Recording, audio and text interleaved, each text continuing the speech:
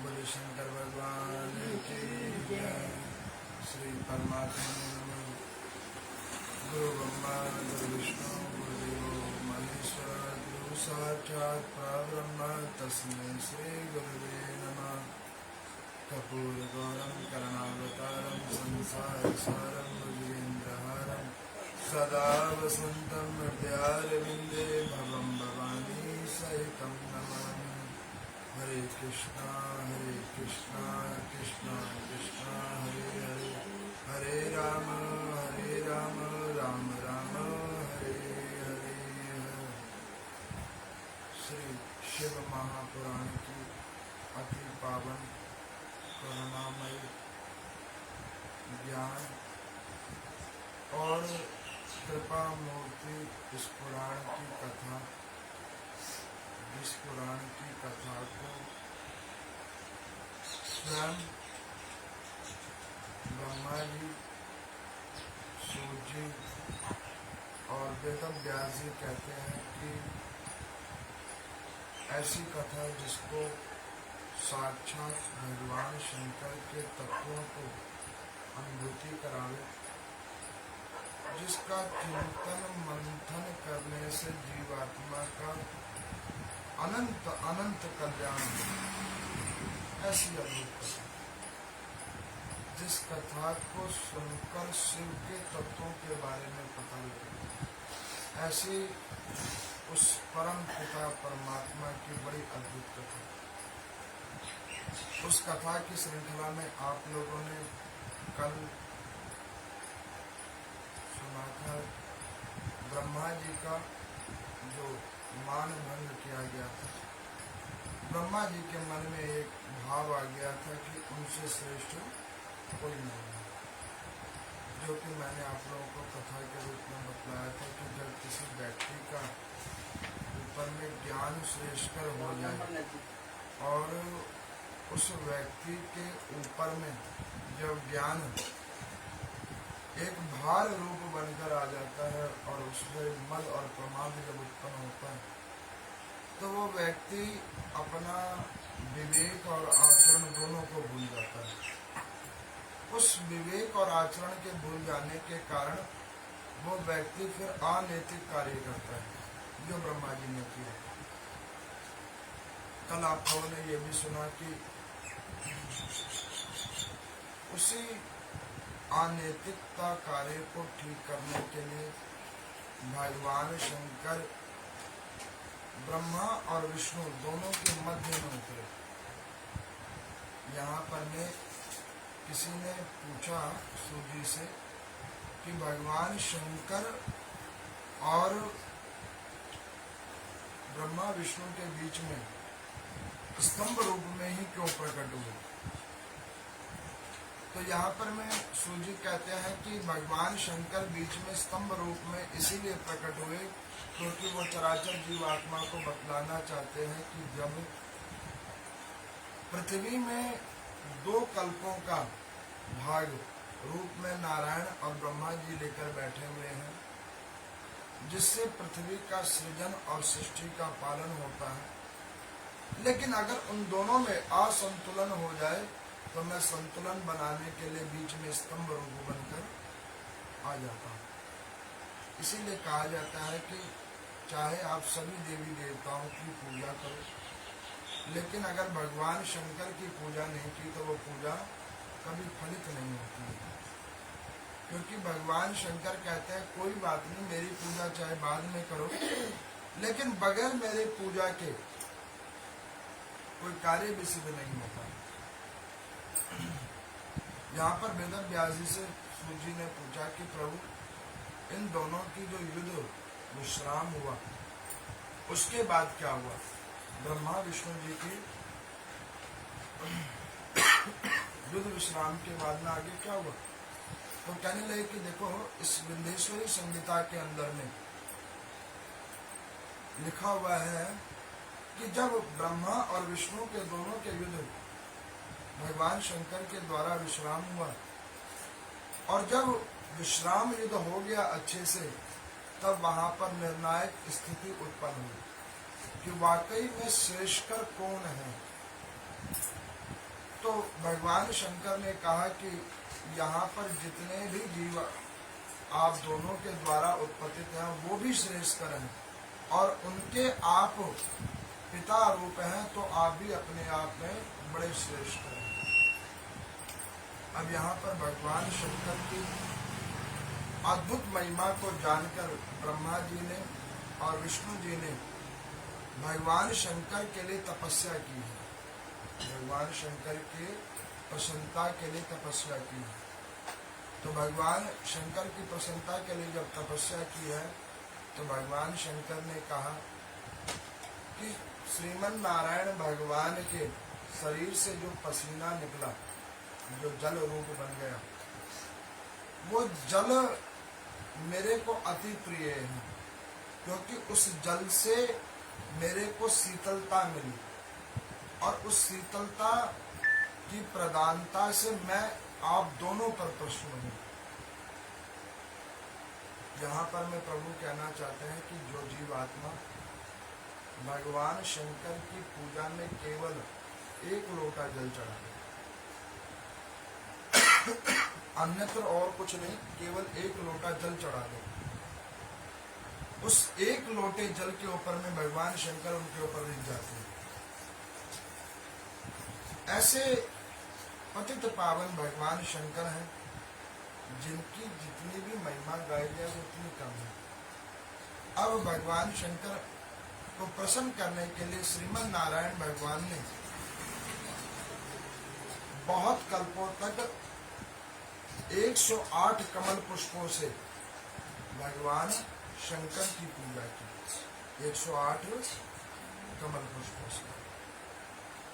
इस महापुराण में भगवान शंकर की अभिष्ट पूजा करने का उपाय अगर कोई बतलाया गया है तो वो केवल और केवल कमल के पुष्पों से। जैसे देवी को लाल पुष्प अति प्रिय है, भगवती को लाल पुष्प अति प्रिय है, श्रीमन नारायण भगवान को पीला पुष्प अति प्रिय है, ठीक उसी प्रकार से भगवान भूत भावन शंकर को कमल पुष्प अति प्रिय है। कई कल्पों तक यहाँ पर में श्रीमन नारायण भगवान ने तपस्या की। जब कई कल्पों तक उन्होंने तपस्या किया तो उस तप के बल पर भगवान शंकर प्रसन्न हुए और उसी ज्योति स्तंभ से भगवान शंकर पुनः प्रकट हुए। और ज्योति पुंज से जब पुनः भगवान शंकर प्रकट हुए तो उन्होंने श्रीमन नारायण भगवान को वरदान स्वरूप में एक चक्र दिया जिसका नाम सुदर्शन चक्र रखा गया। अब इधर ब्रह्मा जी भी भगवान शंकर की तपस्या कर रहे थे। उनका जो दम्भी मुख था वो कट चुका था, ज्ञान विवेक खुल गया, सार तत्व तो उन्हें पता लग गया कि वास्तव में परमात्मा ही पृथ्वी पे पूर्ण सत्य है।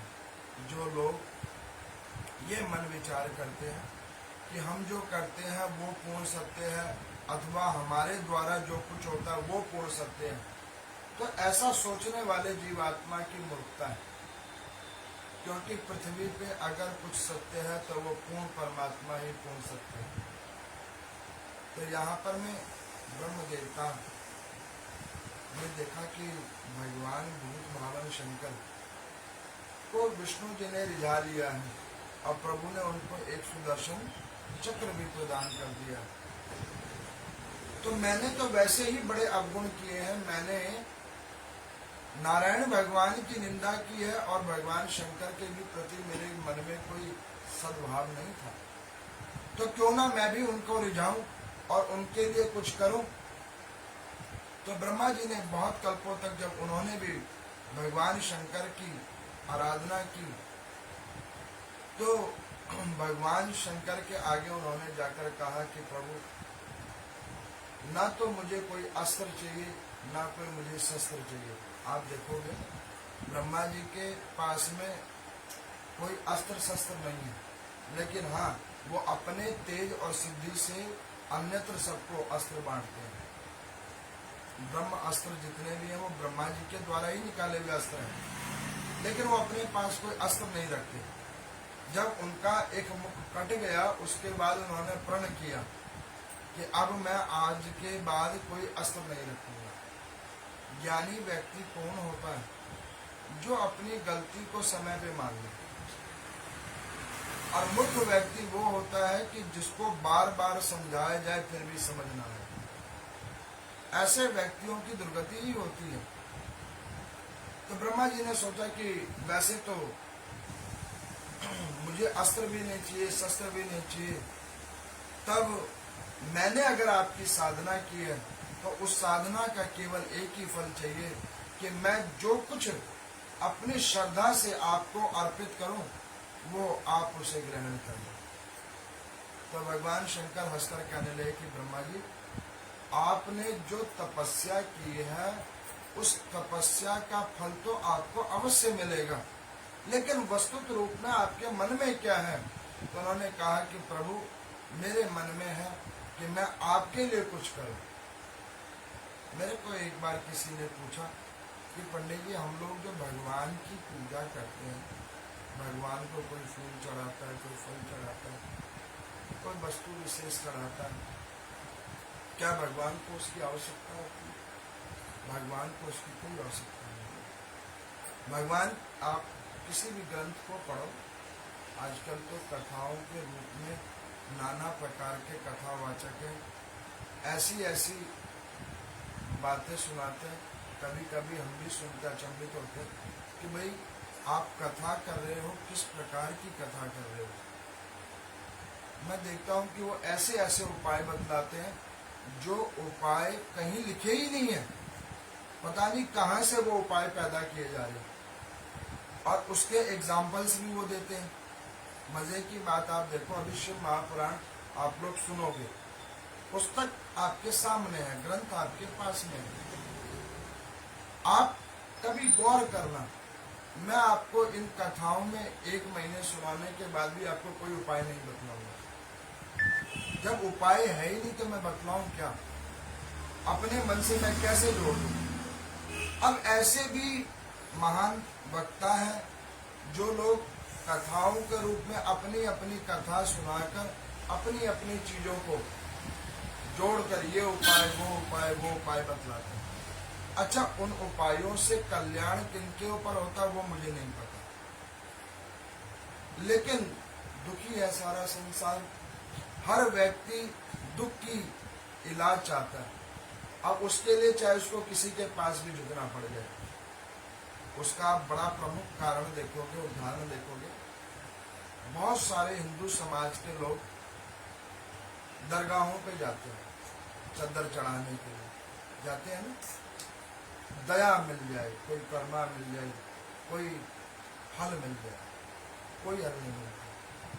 जो लोग अपने पितरों की पूजा नहीं करते, वो दूसरे के पितर के ऊपर में जाकर गुड़ की ढेलियां चढ़ाओगे या चद्दर चढ़ाओगे तो उससे आपको कुछ नहीं प्राप्त होगा। जिन्होंने अपनों को नहीं पूछा उनको दूसरा क्या दे देगा? क्योंकि परमात्मा भी कहते हैं कि जो पुष्प मुरझा के मेरे पास आया है तो ऐसे पुष्प का क्या फायदा, वो तो निर्माल्य योग्य भी नहीं बचा है। जो जीवात्मा पहले ही मुरझा के परमात्मा के पास पहुंच रहा है उसका कल्याण होगा कैसे? तो ब्रह्मा जी ने जब इस प्रकार से विनय किया तो भगवान शंकर ने कहा कि ठीक है, आपकी जो इच्छा है वो आप करो। तो उन्होंने कहा कि प्रभु, जिस जल के ऊपर में आप रीझ जाते हो, जिस एक लोटे जल के ऊपर में जो आप प्रश्न हो जाते हो, जिस जल के ऊपर में आपकी करुणा जागृत हो जाती है, मैं उस जल के अंदर से ही 2 वृक्ष उत्पन्न करना चाहता हूं। तो ब्रह्मा जी ने 2 वृक्षों को उत्पन्न किया है, एक लाल चंदन और एक श्वेत चंदन। मैं जो भी कथा सुना रहा हूं आपको, ये मैं आपको प्रत्यक्ष दिखा सकता हूँ। बिंदेश्वरी संगीता के अंदर में अंतिम अध्यायों की एक कथा है। अब अगर आप किसी को पूछो, अन्यत्र जो कथा सुनाते हैं कि प्रभु आप जो सुना रहे वो कहाँ लिखा है, तो वो उसका उत्तर नहीं देंगे। क्यों? क्योंकि वो कथा उन्होंने खुद बना रखी है, उत्तर कहाँ से देंगे। अब मान के चलो मेरी कोई कल्पना है, वो कल्पना मेरी कल्पना है, ग्रंथ की कल्पना नहीं है, तो वो साक्षात्कार कैसे होगा? क्योंकि कल्पनाएं वही साक्षात्कार होती है जो परमात्मा से जुड़ी होती है।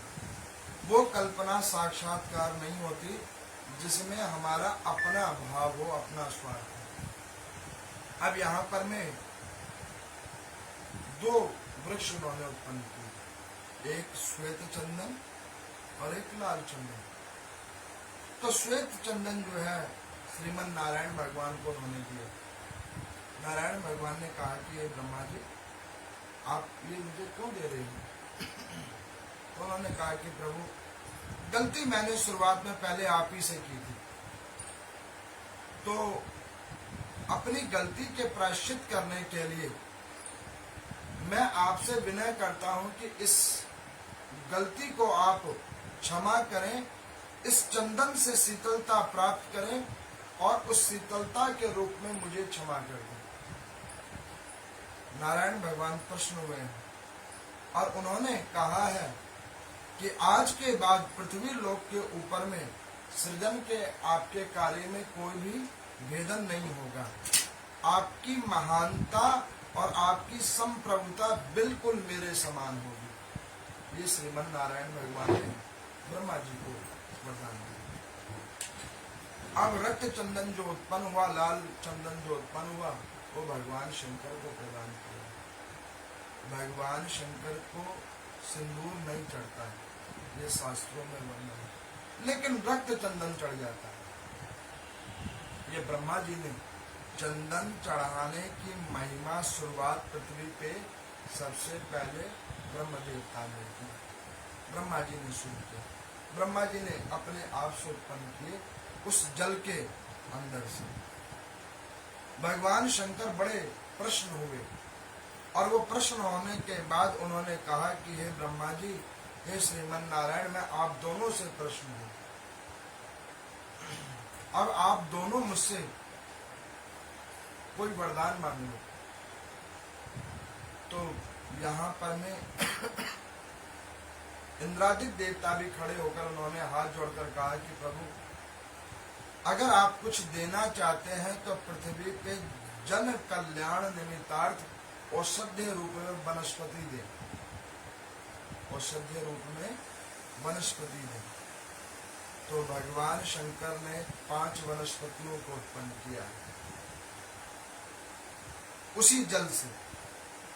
भांग, धतूरा और सम्मी का वृक्ष और दुर्वा, ये 5 जो उत्पत्ति हुई है, ये 5 वृक्षों की उत्पत्ति जो वास्तव में वनस्पति श्री महापुराण में नामित है कि ये वृक्ष नहीं है, ये एक प्रकार की वनस्पति है। अब कई लोग अपने अपने स्वार्थानुसार कई चीजें जोड़ते हैं। किसी ने मुझे कहा कि पंडित जी, भगवान शंकर भांगी क्यों पीते थे? अरे भाई, आपने भांग को नशीली पदार्थ समझ लिया, जबकि वो वनस्पति है, औषधि है।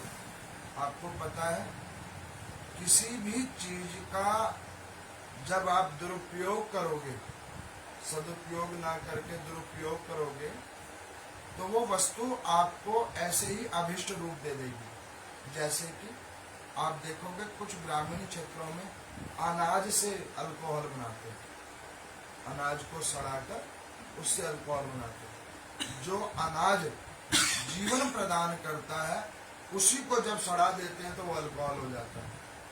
लेकिन ठीक उसके विपरीत एक वनस्पति है जिसको शिव पूजा के लिए दिया गया है, और उस शिव पूजा के लिए जब उसको दिया गया है तो उसका प्रयोग केवल और केवल सत्कर्म और सदकर्मों के लिए ही है, उसका और अन्यत्र कोई प्रयोग नहीं है।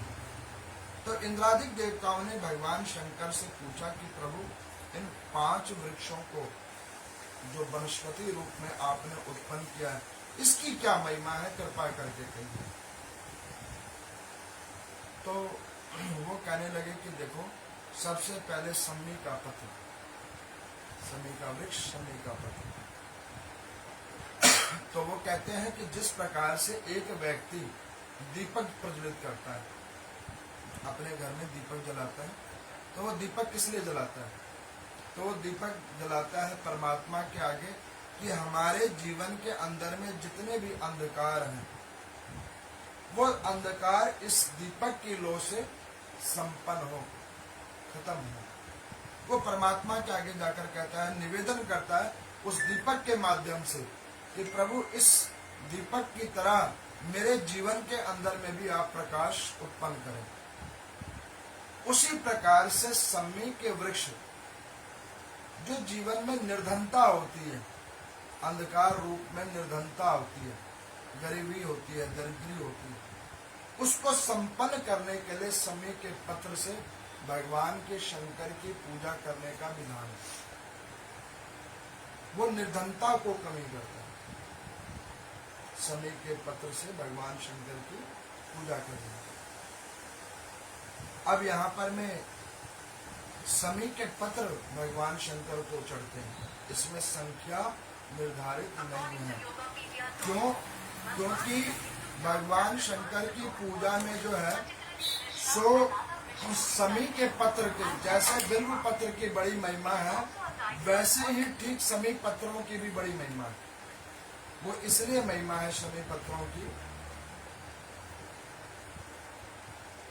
सम्मी पत्र एक वो पत्र है जिसके अंदर में शिष्य रूप में, शक्ति रूप में माँ पार्वती का भी वास है, जो टहनी के रूप में है, और पत्र के रूप में लक्ष्मी का वास है, जो नारायण के साथ में खंड खंड रूपों में व्याप्त है।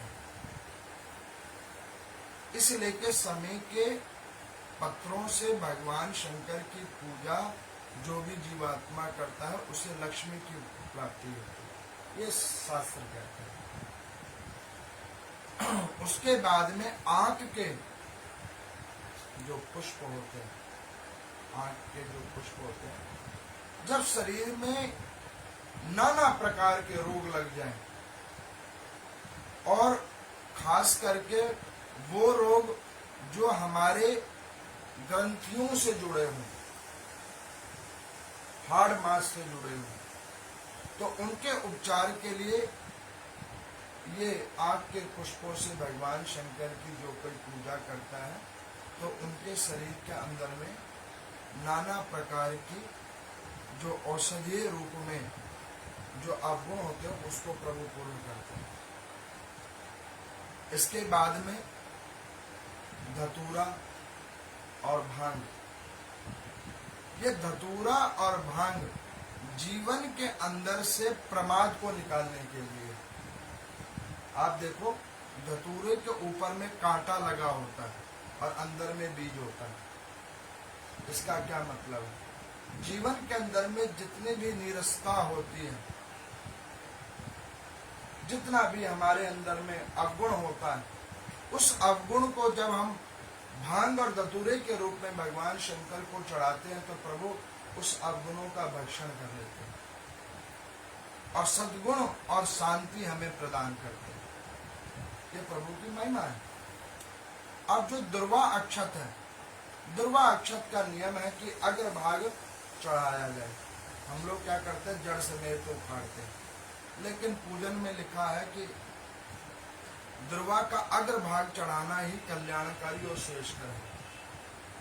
सारी कामनाओं को पूर्ण करने के लिए दुर्वा दल चढ़ाया जाता है। जो भी कामना हो उसको पूर्ण करने के लिए दुर्वा दल चढ़ाया जाता है।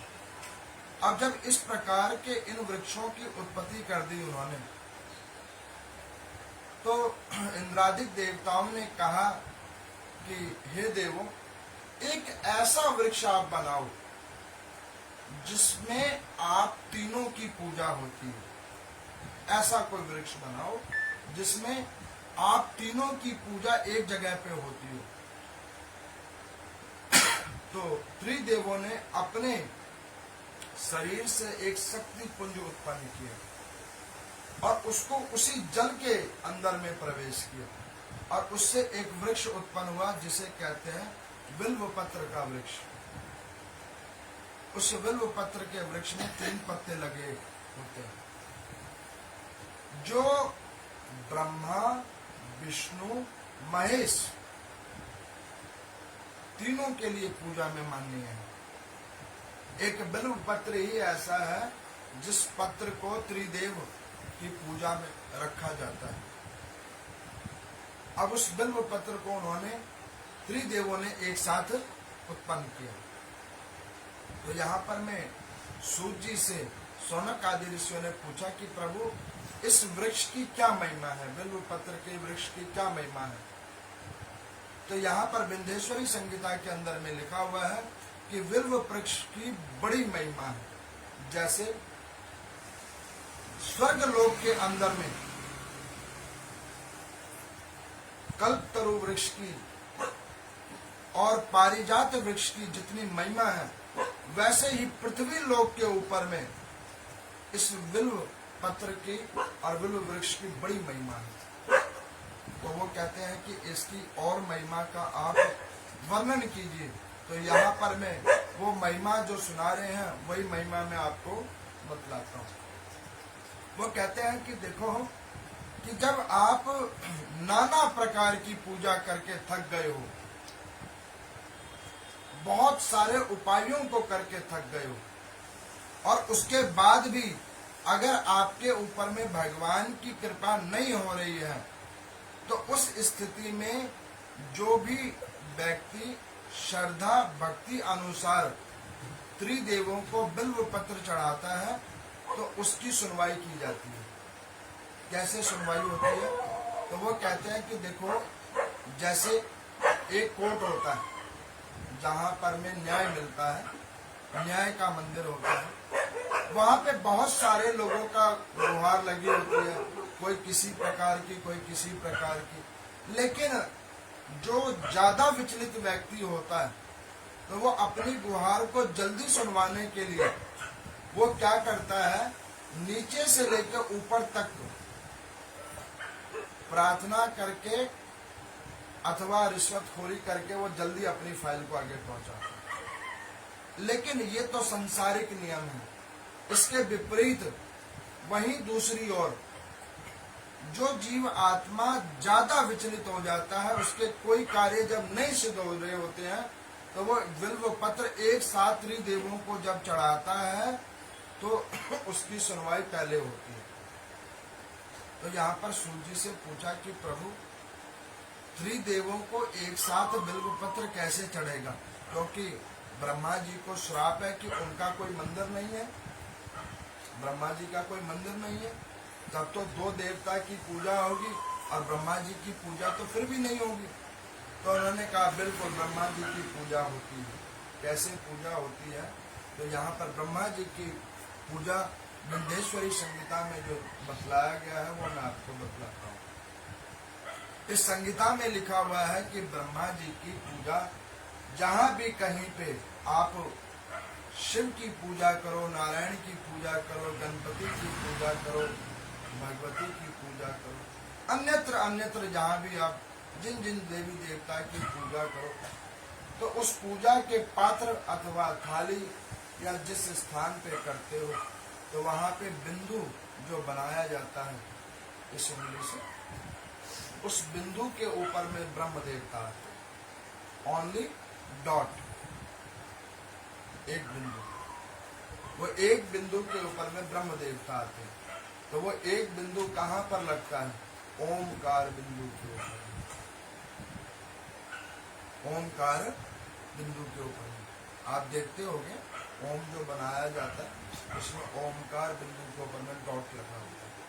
तो जो डॉट ऊपर में लगा होता है उस डॉट के ऊपर में ब्रह्म देवता का वास होता है। मैंने पीछे ब्रह्म पुराण में बतलाया था कि ब्रह्मा जी के मुख से पहला अगर कोई शब्द निकला था तो वो निकला था ओम, एक शब्द। उस एक शब्द के अंदर में त्रिदेवों का वास है। उसके बाद चराचर पृथ्वी लोक के ऊपर में जो भी जीवात्मा आ रहे हैं और जा रहे हैं वो सब ओम के माध्यम से जा रहे हैं। चाहे वो किसी भी जाति का हो, पशु हो, पक्षी हो, कुछ भी हो, वो ओम के तरंग पे ही आ और जा रहे हैं। ये विधान है। अब यहां पर मैं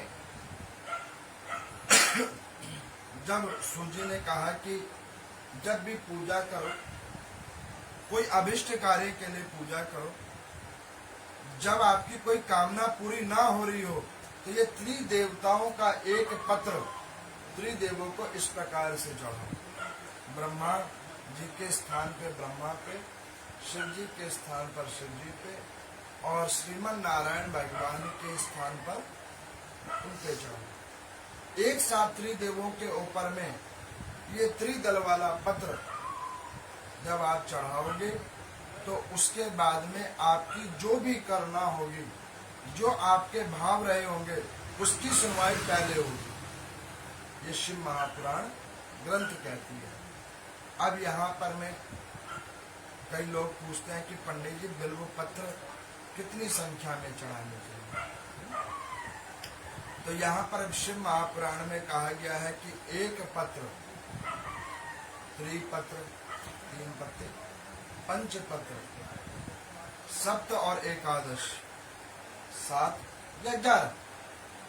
अब कोई कहे कि जी हम तो 1.25 लाख पत्ते चढ़ाएंगे, चढ़ाओ, महिमा है, अद्भुत महिमा है, चढ़ाओ। लेकिन विधान ये है कि भगवान शंकर केवल एक पत्र से भी रीझ जाते हैं। अब पत्र को तोड़ने का विधान यहाँ पे बतला रहे हैं। तो क्या विधान बतला रहे हैं? वो विधान भांग, धतूरे, सम्मी पत्र, दुर्वा, इन सब के लिए विधान वो बतला रहे हैं। तो विधान क्या बतलाया जा रहा है कि सोमवार वाले दिन बिल्व पत्र की पूजा होती है, तो उसने के उसके पत्र को नहीं तोड़ना चाहिए। कभी भी किसी भी देव वृक्ष के आप पुष्प अथवा फल और कोई पत्र आप जब तोड़ते हो दैवीय कार्य के लिए, तो सबसे पहले चप्पल उतार के तोड़ना चाहिए, ठीक है? हाथ धो के तोड़ना चाहिए। हम लोग क्या करते हैं, चप्पल पहन के ही तोड़ते हैं, और ऐसे तोड़ते हैं कि दूसरे को उसमें मौका ही ना मिले। उस पौधे की ऐसी टहनी मरोड़ के तोड़ते हैं तो इसमें दूसरी जगह अब वो पतरी ना लगे, फूली ना लगे, एक ही बार में काम साफ हो जाए, दूसरों के लिए जगह नहीं छोड़ना। ऐसे करने पे आपको बहुत फल मिलेगा, इतना फल मिलेगा कि समेटने से भी नहीं समझा जाएगा। ये एक दंडनीय अपराध है, नहीं करना चाहिए। एक देव वृक्ष है, इनकी पूजा होती है। मैंने कहीं पे देखा, आजकल 1-2 नए उपाय बताए गए कि बिल्व पत्र के जड़ के अंदर में दीपक जलाओ। बताने वाले अद्भुत हैं, नई कथाएं सुनाते हैं, हमने भी सुना। अब एक माता जी उससे इंस्पायर्ड हुई और उन्होंने क्या किया कि तरीके से बिल्व पत्र की जड़ में लगाया। अब वहाँ पे कुछ सूखे पत्ते थे, वो पत्तों ने आग पकड़ ली और बिल्व पत्र का जो वृक्ष है वो आराम से, अब उनके ऊपर अब इतनी हरि की कृपा हुई, इतना उनके ऊपर कथा चढ़ा सर पे, उन्होंने अपनी उस कथा के ऊपर में ऐसे बिल्व पत्र की पूजा की, उस वृक्ष की पूजा की कि भगवान शंकर प्रकट होके कहे होंगे उनको कि बस हो गई सुनवाई, बस बस आगे नहीं करना भाई, यही हो गई सुनवाई। तो ऐसी पूजाओं का कोई लाभ नहीं है, ऐसे जो पूजा करते हैं उसका कोई फायदा नहीं है। पूजा वो होनी चाहिए जो सरल भाव में है। तो इन जितने भी आपको मैंने वृक्षों और ये वनस्पतियों के बारे में बताया, बगैर कारण इन्हें तोड़ना नहीं चाहिए। पहली बात, अगर आप पूजा नहीं कर रहे तो उसको मत तोड़ो, क्योंकि जो वनस्पति होते हैं, वृक्ष होते हैं, फल पुष्प होते हैं, वो किसी एक व्यक्ति के लिए नहीं है, वो सृष्टि के ऊपर में मानवों के अलावा अन्यत्र जीवों के लिए भी है। आप देखो, उसी फल को कीड़े भी खाते हैं, पक्षी भी खाते हैं। अब आप ये सोचते हो कि केवल ये हमारा ही अधिकार है। मैं कई लोगों को देखता हूँ कि वो अपने घरों में, गार्डनों में कुछ ऐसे वृक्ष लगाते हैं, और अगर उसको कोई तोड़ दे, उसमें से कोई पुष्प तोड़ ले या कोई पत्र तोड़ ले या कोई फली तोड़ ले, तो वो ऐसे उसके पीछे काटने को दौड़ते हैं जैसे स्वान की जगह उन्होंने ही ले ली है। लेकिन उन्हें ये समझ नहीं आता कि भैया ये वृक्ष, ये पुष्प, ये पत्र, ये फल, ये परमात्मा की देन है, जीवात्मा की देन नहीं है। और अगर इसका सदुपयोग नहीं होगा तो ये खराब होकर गलकर ऐसे ही पृथ्वी पे गिर जाएगा। आप देखो, ये वृक्ष हमें दो बातें सिखाते हैं, दो बातें, और बड़ी प्रत्यक्ष बातें। पहली बात, जो जीवात्मा दूसरों के काम नहीं आ सकता वो किसी काम का नहीं है, ये वृक्ष बतलाता है। कैसे? आप देखो, कोई जंगली पौधा लगाओ, उसके पास कोई जाता है? नहीं जाता। क्यों? उसका कोई काम नहीं है। लेकिन वहीं पर कोई ऐसा वृक्ष है जो अद्भुत पुष्प देता हो, कोई पत्र देता हो, कोई फल देता हो, तो उसके आगे पीछे भी लोग जाते हैं और उसकी सेवा भागी को करते हैं। वो वृक्ष कहता है कि देखो, व्यक्ति का जीवन ऐसा होना चाहिए जो दूसरों के लिए हो, अपने लिए तो हर कोई जीता है, पहली वार्ता। और दूसरी वार्ता, अगर परमात्मा ने आपको उसके लिए इतना वैभवता प्रदान किया है, उतने शक्ति प्रदान की है, और उसके बावजूद भी अगर आप सदप्रयोग नहीं कर सकते तो फिर ऐसे ही गलकर नीचे गिरोगे, जैसे पुष्प मुरझाकर गिर जाया करते हैं, पत्र मुरझाकर गिर जाया करते हैं, फल मुरझाकर नीचे गिर जाते हैं। बिल्कुल ठीक उसी प्रकार से तो यहाँ पर में सूजी ने कहा कि ये वृक्षों की अद्भुत महिमा है जो विंध्येश्वरी संहिता के अंदर में लिखी गई है।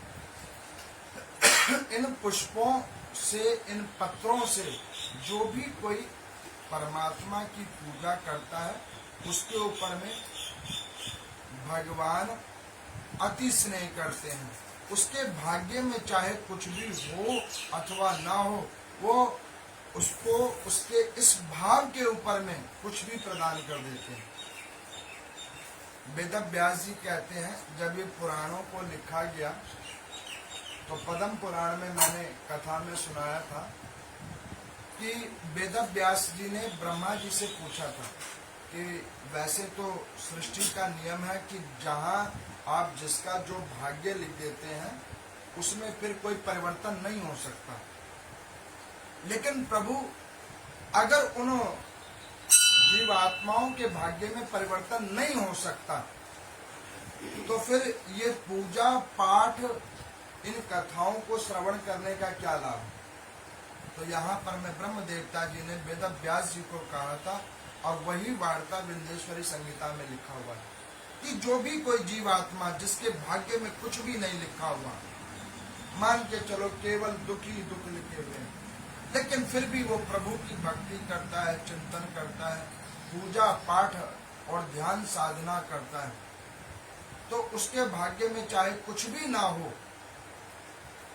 तो भी परमात्मा की ये अभिष्ट पूजा करने के ऊपर में उनके भाग्य में कुछ ना कुछ प्रभु की करुणा प्राप्त हो जाती है। मैंने पहले दिन की कथा में बताया था ना कि कुंडली में 80 और 20 का भाग होता है। 80 का मतलब जो आपका कर्म बोध है, और 20% का मतलब कि जो फ्लेक्सिबल हो सकता है। तो वो 20% जो फ्लेक्सिबल हो सकता है वही प्रभु की कृपा है। तो यहाँ पर मैं इस विंध्येश्वरी संहिता की जो अध्यायों की कथा थी वो गत मैंने 3 दिन में आप लोगों को सुनाई। इस विंध्येश्वरी संहिता का जो सार तत्व है वो केवल ये है कि व्यक्ति शिव की पूजा क्यों करता है। और शिव की पूजा से क्या होता है, शिवलिंग प्रकट कैसे हुआ है, और शिवलिंग प्रकट हो गया है तो शिवलिंग के ऊपर में चढ़ता क्या है। अब मेरे को एक व्यक्ति ने कल शाम को पूछा कि पंडित जी, दूध के अंदर में काला तिल डालकर, गुड़ डालकर, काली माँ डालकर, और पता नहीं एक दो चीज और पूछा था, मैं भूल गया, तो वो सब डाल के अगर चढ़ाएं तो हमारे ये कामना पूरी हो जाएगी। तो मैंने उनको पूछा कि एक बात बताओ कि आप भगवान शंकर की पूजा कब करते हो, केवल सावन के महीने में या सोमवार को या जब दिल करे तब। कह रहे नहीं पंडित जी, वो तो फिर दूसरी बात होगी, आप बताओ कि क्या मैं ये उपाय करूंगा तो सक्षम होगा। तो मैंने उन्हें बोला कि जब आप भगवान शंकर के पास में आते ही कभी कभी होगी है, जब आपके ऊपर कोई समस्या आ जाती है तब आप आते हो, या किसी ने कह दिया कि भाई अब सावन का महीना है, जाओ भगवान शंकर की पूजा करो, तुम्हारा भी भाग्य चमक जाएगा, या कोई और दिक्कत हो गई है तो महामृत्युंजय का जाप करना शुरू कर रहे हो। तो अब आप ये चाह रहे हो कि जो 5-7 मिनट का जो क्रम हुआ है, सुन के, करके, देख कर, तो उससे हमारा कल्याण हो जाए, तो वो संभव कैसे होगा, संभव ही नहीं होगा। आप एक चीज देखो, इस पृथ्वी लोक के ऊपर में कई ऐसे क्षेत्र हैं जहां पर बड़ी भीड़ होती है, चाहे कोई अस्पताल है, कोई और सेंटर्स हैं, गवर्नमेंट के ऑफिस हैं, वहां आप जाओ, एक बार में जाओगे आपको पता ही नहीं लगेगा कि इस अस्पताल या ऑफिस के अंदर में कितने लोग रहते हैं, क्या करते हैं, किस चीज का एक बार में पता नहीं लगेगा, पूरा दिन लग जाएगा। आप किसी भी ऑफिस में चले जाओ, जब आप वहां पे 2-4 दिन जाओगे तो पता लगेगा कि यहाँ पे इस विभाग का कार्य हो रहा है, इस विभाग का कार्य हो रहा है, और उसके अंदर में संपर्क ढूंढने के लिए आपको वहां पे गत कुछ समय तक जाना पड़ेगा, तब आपकी जान पहचान निकलेगी।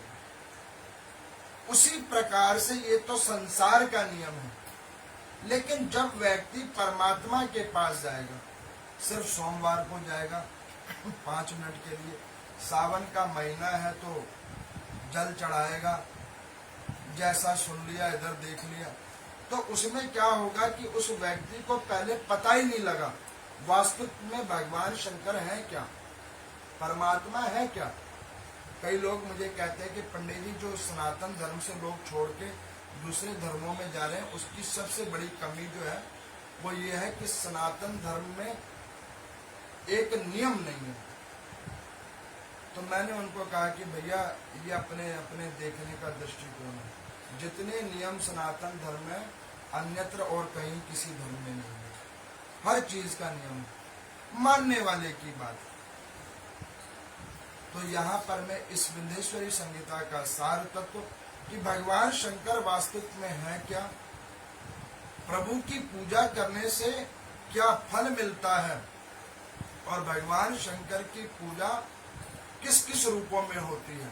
लिंग रूप में पूजा होती है, शिवलिंग रूप में, जो मैंने कल की कथा में आपको बतलाया था, पार्थिव लिंग से लेकर मिट्टी के बने हुए शिवलिंग से लेकर स्फटिक पत्थर, पारे, इन सब शिवलिंगों के ऊपर में भगवान शंकर की पूजा होती है, और इनकी पूजा 1 लोटे जल से लेकर अन्यत्र अन्यत्र जो भी कुछ आप भाव निष्ठा रूप से चढ़ाते हो, उस सब से प्रभु रीझ जाते हैं। लेकिन सुनवाई केवल उन्हीं जीवात्मा की होती है जो दैनिक रूप में आकर सुनाते हैं, दैनिक रूप में आकर प्रभु का भजन करते हैं।